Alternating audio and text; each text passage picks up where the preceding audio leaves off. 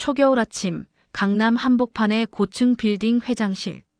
창밖으로 보이는 서울의 풍경은 찬란했지만 윤강호 회장의 눈빛은 어딘가 공허했다.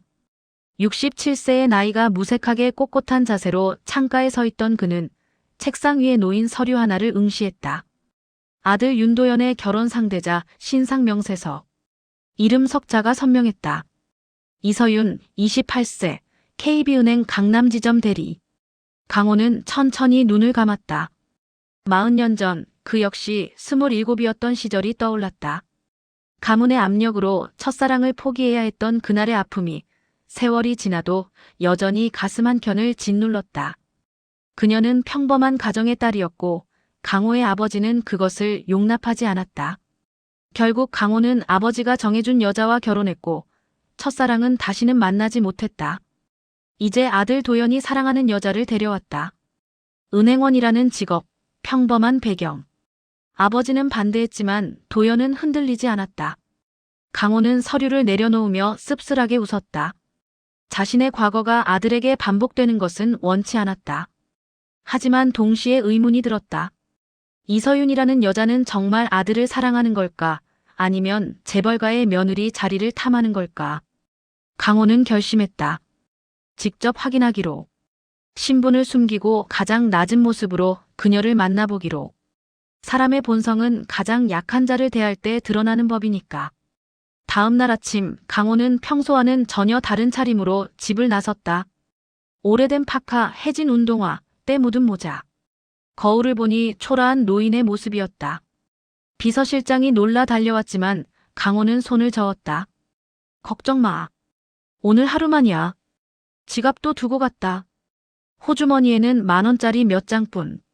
그는 택시 대신 버스를 탔고 지하철을 갈아타며 강남으로 향했다. 오랜만에 느껴보는 서민의 삶이었다. 사람들은 그를 거들떠보지도 않았다. 어쩌면 이것이 가장 솔직한 세상인지도 몰랐다. KB은행 강남지점 앞에 도착했을 때는 오전 10시였다. 은행 로비는 고객들로 붐볐다. 강호는 천천히 안으로 들어갔다. 번호표를 뽑고 구석 의자에 앉았다. 그리고 창구를 살폈다. 4개의 창구 중 3번째, 명패에 이서윤 대리라고 적혀 있었다. 그녀는 고객을 응대하고 있었다. 단정한 정장 차림, 부드러운 미소. 목소리는 차분하고 친절했다. 강호는 멀찌감치 앉아 그녀를 관찰했다. 아직은 판단할 수 없었다. 친절은 직업인의 기본 태도일 뿐이니까. 1시간쯤 기다렸을까. 드디어 강호의 차례가 왔다. 하지만 그는 일부러 번호를 놓쳤다. 다른 창구가 아닌 이서윤의 창구로 가고 싶었으니까. 다시 30분을 기다렸다. 그리고 마침내 이서윤 창구 앞에 섰다. 어서 오세요. 무엇을 도와드릴까요? 서윤의 목소리였다. 강호는 고개를 숙인 채 작은 목소리로 말했다. 통장 하나 만들고 싶은데요. 그는 일부러 더듬거리며 말했다. 주머니에서 구겨진 10,000원짜리 몇 장을 꺼내 창구에 올려놓았다. 서윤은 잠시 그를 바라보았다. 강호는 내심 긴장했다. 이제부터가 진짜 시험이었다. 시간이 멈춘 듯 했다. 서윤의 표정이 어떻게 변할지, 그녀가 어떤 말을 할지. 강호의 심장이 천천히 뛰었다. 아들의 미래가 그리고 자신의 과거가 이 순간에 달려 있었다. 휴대폰이 진동했다. 도연에게서 온 메시지였다. 아버지, 그녀는 그런 사람 아닙니다. 강호는 화면을 끄고 다시 서윤을 바라보았다. 과연 아들의 말이 맞을까? 아니면 자신의 우려가 현실이 될까? 겉이 아닌 속을 보자. 그는 속으로 다짐하며 서윤의 다음 말을 기다렸다. 서윤은 창구 앞에 선 노인을 잠시 바라보았다. 낡은 파카, 때 묻은 모자, 구겨진 지폐들.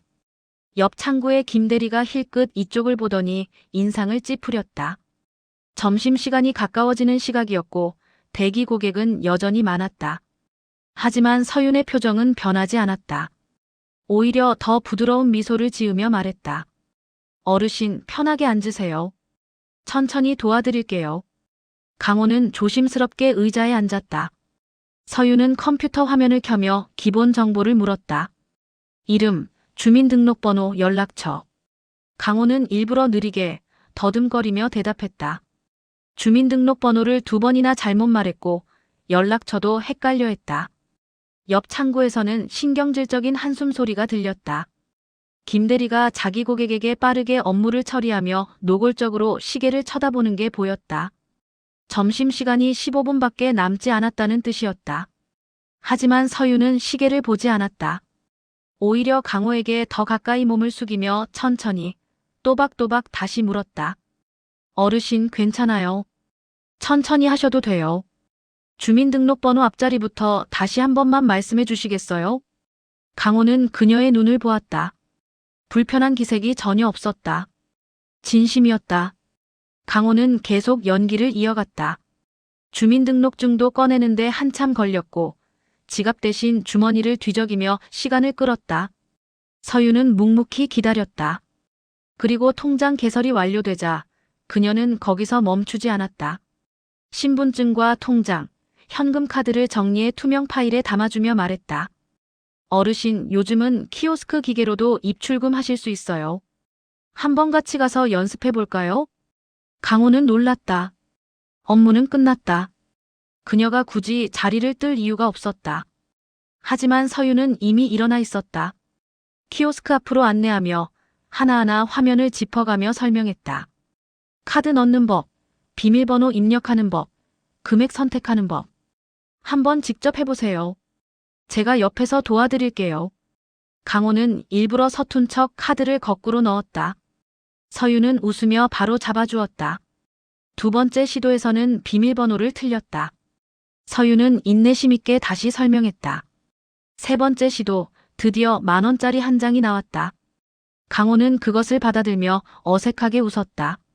서윤도 함께 웃었다. 잘하셨어요, 어르신. 이제 혼자서도 하실 수 있을 거예요.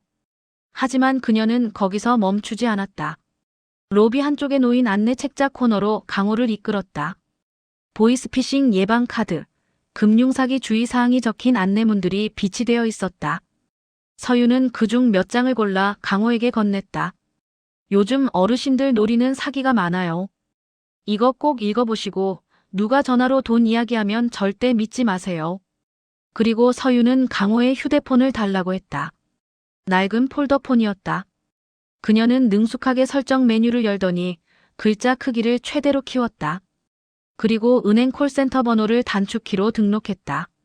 어르신, 혼자도 안전하게 하실 수 있게 도와드릴게요. 뭐가 궁금하시면 이 버튼만 누르시면 상담원이 바로 받으니까 부담 없이 전화하세요. 강호는 휴대폰을 받아들며 멍하니 서윤을 바라보았다. 그녀의 손에는 은행 도장도 전산 화면도 실적 차트도 없었다. 그저 한 사람을 대하는 마음만 있었다.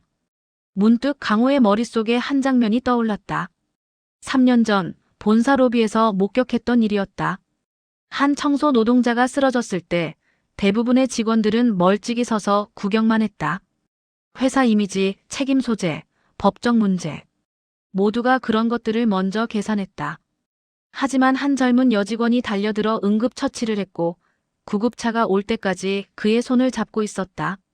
나중에 안 사실이지만 그 여직원은 징계까지 받았다. 무단 이탈이라는 이유로. 지금 강호 앞에 있는 서윤에게서 그때 그 여직원과 같은 무언가가 느껴졌다. 이미지보다 생명, 규정보다 사람. 그녀는 고객을 숫자가 아닌 사람으로 대했다. 강호는 속으로 중얼거렸다. 돈으로 지키려던 걸 이 아이는 사람으로 지키는군. 서윤은 강호를 은행 입구까지 배웅했다. 그리고 마지막으로 한마디 더 덧붙였다. 어르신, 추워요. 따뜻하게 입고 다니세요. 또 오세요. 강호는 고개를 끄덕이며 은행을 나섰다. 차가운 바람이 얼굴을 때렸지만 가슴 한편이 묘하게 따뜻했다. 그는 멀리서 은행을 돌아보았다. 서윤은 이미 다음 고객을 응대하고 있었다. 여전히 그 부드러운 미소로. 강호는 천천히 걸음을 옮겼다. 시험은 이제 막 시작되었을 뿐이다. 하지만 첫인상은 나쁘지 않았다. 아니, 오히려 예상 밖으로 좋았다. 아들 도연의 말이 맞았을까? 그는 아직 확신할 수 없었다. 하지만 최소한 한 가지는 알 수 있었다. 저 여자는 가식을 부릴 줄 모르는 사람이라는 것. 그리고 그것이 어쩌면 가장 중요한 자질일지도 몰랐다. 사흘 후 강호는 다시 그 은행을 찾았다. 이번에도 같은 차림이었다. 낡은 파카, 해진 운동화. 하지만 이번엔 조금 다른 목적이 있었다. 그저 관찰하는 것이 아니라 조금 더 구체적인 상황을 만들어보고 싶었다. 서윤이 압박 속에서도 같은 태도를 유지할 수 있는지. 오전 11시, 은행 로비는 평일 오전 특유의 분주함으로 가득했다. 강호는 번호표를 뽑고 구석 의자에 앉았다. 대기 순서는 15번째. 시간이 꽤 걸릴 것 같았다. 그는 천천히 주변을 둘러보았다. 4개의 창구 모두 바쁘게 돌아가고 있었고 서윤의 창구에는 중년 여성이 앉아 적금 상담을 받고 있었다. 그때였다. 은행 정문이 열리며 정장 차림의 중년 남성이 들어섰다. 깔끔한 수트, 고급 시계, 자신감 넘치는 걸음걸이. 그는 번호표도 뽑지 않고 곧장 안내 데스크로 향했다. 행원이 황급히 일어나 그를 맞았다. 이사님, 어서 오세요. 목소리가 떨렸다. 강호는 귀를 기울였다. VIP 고객이었다. 그것도 보통 VIP가 아니었다. 로비 분위기가 순식간에 달라졌다. 행원들이 웅성거리기 시작했고 지점장실 문이 열리며 지점장이 직접 나왔다. 이사님 오시는 줄 알았으면 제가 직접 모시러 갔을 텐데요. 어서 VIP 라운지로 가시죠. 하지만 남성은 손을 내저었다. 급한 일이라 그냥 창구에서 빠르게 처리하고 싶은데 가능한가요? 지점장의 얼굴이 미묘하게 굳었다. VIP 고객을 일반 창구로 보내는 것은 지점 이미지에 좋지 않았다. 하지만 고객의 요청을 거절할 수도 없었다. 그는 재빨리 로비를 둘러보다가 서윤을 지목했다. 이대리, 지금 상담 마무리하고 이사님 모셔. 서윤은 고개를 들었다. 그녀 앞에는 여전히 중년 여성이 앉아 있었고 상담은 아직 절반도 진행되지 않은 상태였다. 서윤은 잠시 망설이다가 조심스럽게 말했다. 지점장님, 지금 고객님과 상담 중이라. VIP 고객이야. 빨리. 지점장의 목소리가 날카로워졌다. 로비 전체가 그 대화를 듣고 있었다. 옆 창구의 김대리가 힐끗 이쪽을 보며 혀를 찼다. 분위기가 험악해지고 있었다. 서윤은 천천히 일어났다. 하지만 VIP 고객에게로 가는 대신 지점장에게로 걸어갔다. 목소리는 낮았지만 단호했다. 죄송하지만 지금 제 고객님과 약속한 시간이 있습니다. 상담을 마무리하고 모시겠습니다. 순간 로비가 술렁였다. 대기 중이던 고객들이 수군거렸고 다른 행원들은 화들짝 놀란 표정으로 서윤을 바라보았다. 지점장의 얼굴이 붉어졌다. 이대리, 지금 무슨 소리야? VIP 고객이 기다리고 계신다고. VIP도 소중하지만 지금 제 고객님도 똑같이 소중합니다. 서윤의 목소리는 떨리지 않았다. 그녀는 지점장을 똑바로 바라보며 말을 이었다. 먼저 오신 분께 약속드린 시간을 지키는 게 맞다고 생각합니다. 다른 직원분이 모시면 안 될까요? 지점장은 할 말을 잃었다. 그는 서윤을 노려보다가 결국 옆 창구의 김대리를 향해 손짓했다. 김대리, 내가 모셔. 김대리는 불만스러운 표정으로 일어나 VIP 고객을 안내했다. VIP 라운지로 향하는 그의 뒷모습이 뻣뻣했다. 지점장은 서윤에게 한 번 더 날카로운 시선을 던진 후 사무실로 돌아갔다. 서윤은 자기 자리로 돌아왔다. 그리고 중년 여성에게 다시 미소를 지으며 말했다. 죄송합니다, 고객님. 어디까지 말씀드렸죠? 아, 맞다. 적금 만기일 말씀드리고 있었죠. 여성은 감동한 듯한 얼굴로 서윤을 바라보았다. 그녀의 눈가가 촉촉해졌다. 고맙습니다, 대리님. 저 같은 사람한테. 아니에요. 당연한 일이에요. 서윤은 태연하게 상담을 이어갔다. 하지만 강호는 그녀의 손이 미세하게 떨리는 걸 봤다. 긴장했던 것이다. 하지만 떨리는 손으로도 원칙을 지켰다. 그것이 강호를 더욱 놀라게 했다. 강호는 구석 의자에 앉아 그 장면을 지켜봤다. 가슴속에서 무언가가 뜨거워지는 걸 느꼈다. 300억을 굴리는 VIP와 몇십만 원짜리 적금을 드는 중년 여성. 세상은 그 둘을 다르게 대한다. 당연하게, 자연스럽게, 합리적이라는 이름으로. 하지만 서윤은 달랐다. 그녀에게는 VIP도 일반 고객도 없었다. 그저 먼저 온 사람, 약속한 사람, 기다리는 사람이 있을 뿐이었다. 돈보다 약속을 택했군. 강호는 속으로 중얼거렸다. 그리고 문득 자신이 평생 잃어버리고 살았던 것이 무엇인지 깨달았다. 원칙, 사람에 대한 예의, 돈과 권력이 아니라 약속과 신뢰로 관계를 맺는 법. 서윤과 중년 여성의 상담이 끝났다. 여성은 일어나며 서윤의 손을 꼭 잡았다. 대리님, 다음에도 꼭 대리님한테 올게요. 감사합니다. 안녕히 가세요. 서윤은 다음 고객을 불렀다. 로비 대기표 화면이 바뀌었다. 강호의 차례는 아직 7번이나 남아 있었다. 하지만 그는 일어섰다.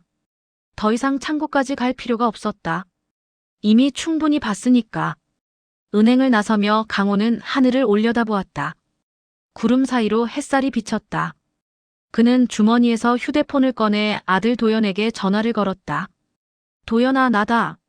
아버지, 무슨 일이세요? 아니, 그냥. 강호는 잠시 말을 멈췄다. 그리고 천천히 입을 열었다. 내가 고른 사람, 괜찮은 것 같다. 전화 너머로 도연의 놀란 침묵이 흘렀다. 강호는 미소 지으며 전화를 끊었다. 시험은 아직 끝나지 않았다. 하지만 적어도 지금까지는 서윤이 모든 것을 통과하고 있었다. 일주일이 흘렀다. 강호는 더 이상 노숙자 차림이 아니었다. 오늘은 본 모습으로 움직일 때였다. 깔끔한 정장, 고급 시계, 그리고 당당한 걸음걸이. 하지만 그가 향한 곳은 본사가 아니라 여전히 그 은행 강남 지점이었다. 이유가 있었다. 이틀 전 강호는 우연히 은행 내부 문건 하나를 입수했다. 비서실을 통해 흘러들어온 정보였다. KB은행 강남 지점에서 발생한 해외 송금 수수료 누락 사건. 금액은 크지 않았지만 본사 감사팀이 주목하고 있었다. 그리고 그 책임이 이서윤 대리에게 돌아갔다는 내용이었다. 강호는 직감적으로 뭔가 잘못됐다고 느꼈다. 서윤이 그런 실수를 할 사람으로 보이지 않았다. 그는 직접 확인하기로 했다. 비서실장에게 지시해 해당 거래의 전산 로그를 입수했다. 그리고 그 안에서 진실을 발견했다. 오전 10시 강호는 은행 정문을 열고 들어섰다. 로비 분위기는 평소와 달랐다. 직원들이 긴장한 얼굴로 수군거리고 있었고 서윤의 창구는 비어 있었다. 강호는 안내 데스크로 다가갔다. 지점장을 만나고 싶습니다. 행원이 놀란 얼굴로 강호를 올려다보았다. 그의 위험 있는 분위기에 주눅이 든 듯했다. 예약이 있으신가요? 없습니다. 하지만 지금 당장 만나야 합니다. 해외 송금 수수료 건으로 왔습니다. 행원의 얼굴이 창백해졌다. 그녀는 급히 내선 전화를 들었다. 잠시 후 지점장실 문이 열리며 지점장이 나왔다. 그는 강호를 보자 당황한 기색을 감추지 못했다. 어떻게 오셨습니까? 들어가서 이야기하죠. 강호는 지점장실로 먼저 걸어 들어갔다. 지점장이 황급히 따라왔다. 문이 닫히자 강호는 곧장 본론으로 들어갔다.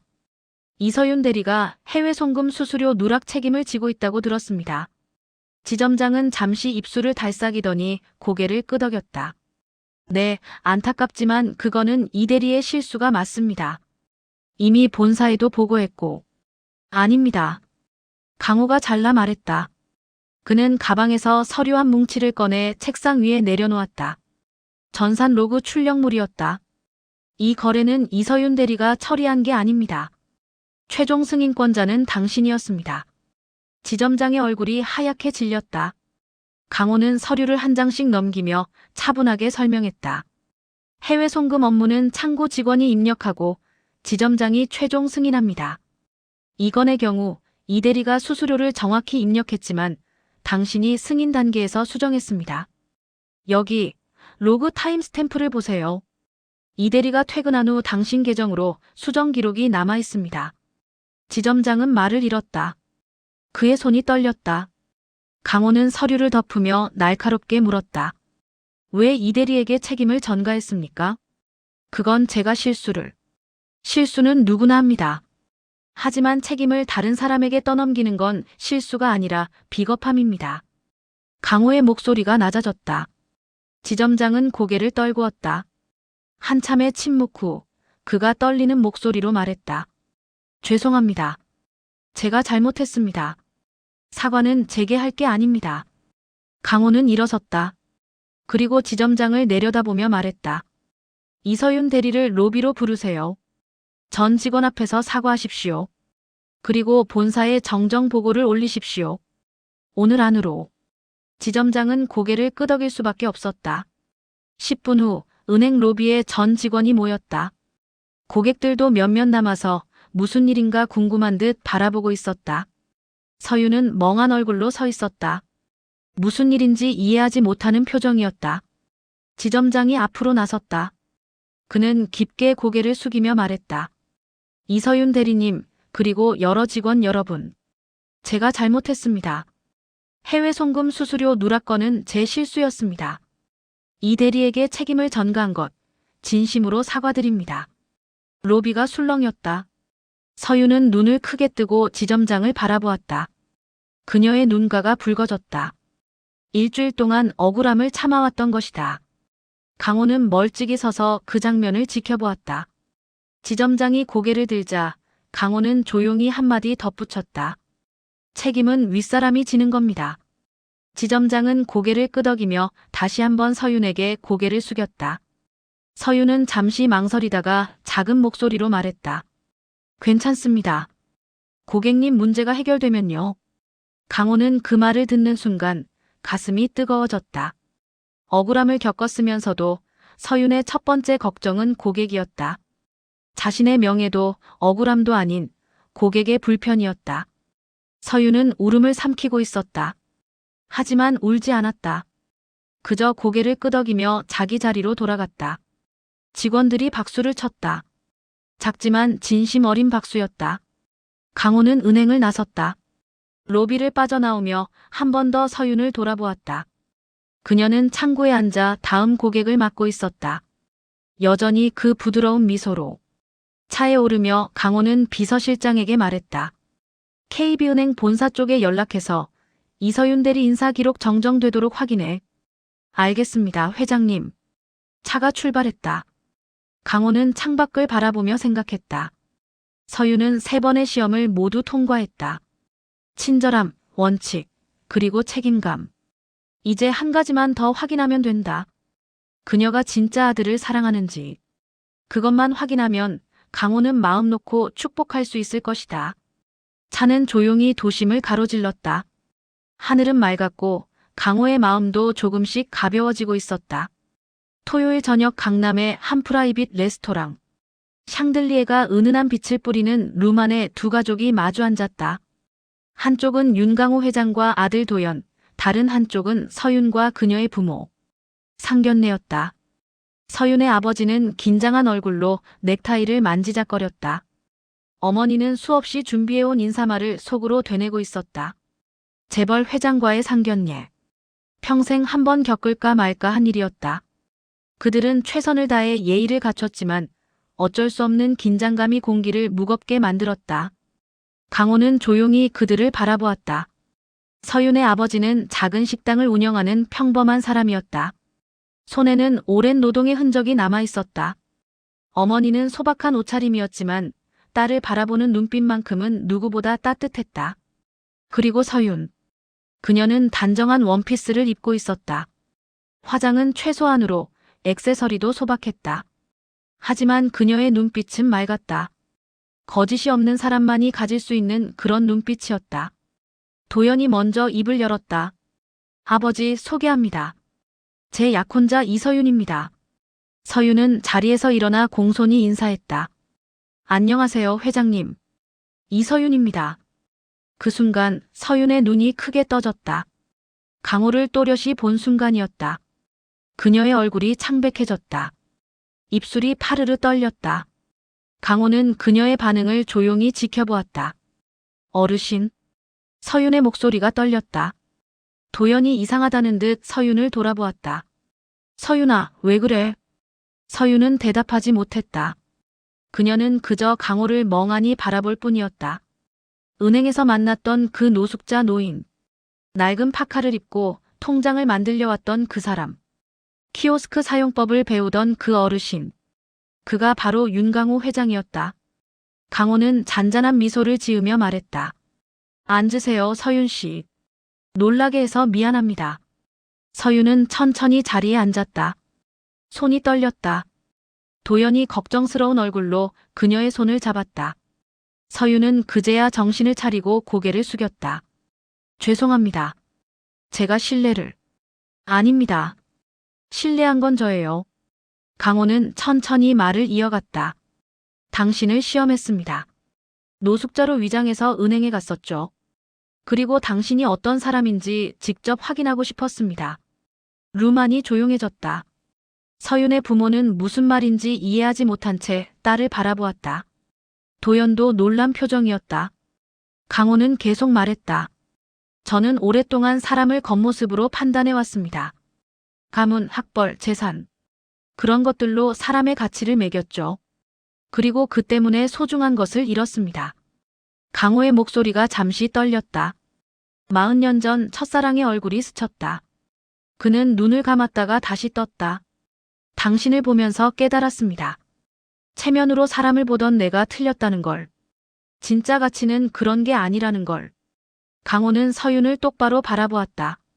당신은 VIP보다 약속을 지켰고 억울한 일을 당해도 고객을 먼저 걱정했습니다. 그리고 노숙자처럼 보이는 노인에게도 똑같이 친절했죠. 그게 당신의 본성입니다. 서윤의 눈에 눈물이 맺혔다. 강호는 자리에서 일어나 그녀 앞으로 걸어갔다. 그리고 깊게 고개를 숙였다. 미안합니다. 그리고 고맙습니다. 당신 같은 사람이 우리 아들 곁에 있어 준다는 게. 서윤은 황급히 일어났다. 아닙니다, 회장님. 제가 오히려 아버님이라고 불러주세요. 강호가 말했다. 서윤은 눈물을 참으며 떨리는 목소리로 대답했다. 아버님. 강호는 고개를 들고 서윤의 부모를 향해 정중히 인사했다. 사돈어른, 좋은 따님을 키워주셔서 감사합니다. 제가 이 아이를 며느리로 맞이해도 되겠습니까? 서윤의 아버지는 눈물을 글썽이며 고개를 끄덕였다. 어머니는 이미 손수건으로 눈가를 닦고 있었다. 도연은 감격한 얼굴로 서윤의 손을 꼭 잡았다. 강호는 다시 자리에 앉으며 조용히 말했다. 저는 평생 가문을 지킨다는 명목으로 많은 것을 포기했습니다. 사랑도 자유도. 하지만 이제는 압니다. 진짜 가문은 피가 아니라 마음이더군. 그는 도연을 바라보았다. 도연아, 내 선택이 옳았다. 아버지가 틀렸어. 도연은 눈시울이 붉어졌다. 그는 아버지에게 깊게 고개를 숙였다. 감사합니다, 아버지. 서윤은 강호를 바라보며 떨리는 목소리로 말했다. 아버님 잘 모시겠습니다. 강호는 미소 지었다. 오랜만에 느껴보는 평온함이었다. 40년 전 놓쳤던 사랑을 이제는 아들을 통해 지킬 수 있게 됐다. 그것만으로도 충분했다. 저녁 식사가 시작됐다. 처음에 긴장은 사라지고 두 가족은 편안하게 대화를 나눴다. 서윤의 아버지가 식당 이야기를 하자 강호는 진지하게 귀 기울였다. 서윤의 어머니가 딸 자랑을 하자 강호는 따뜻하게 웃었다. 창밖으로 서울의 야경이 펼쳐졌다. 반짝이는 불빛들 사이로 강호는 문득 첫사랑의 얼굴을 떠올렸다. 그리고 속으로 말했다. 미안해. 그때는 용기가 없었어. 하지만 이번에는 지킬 거야. 내 아들의 사랑은.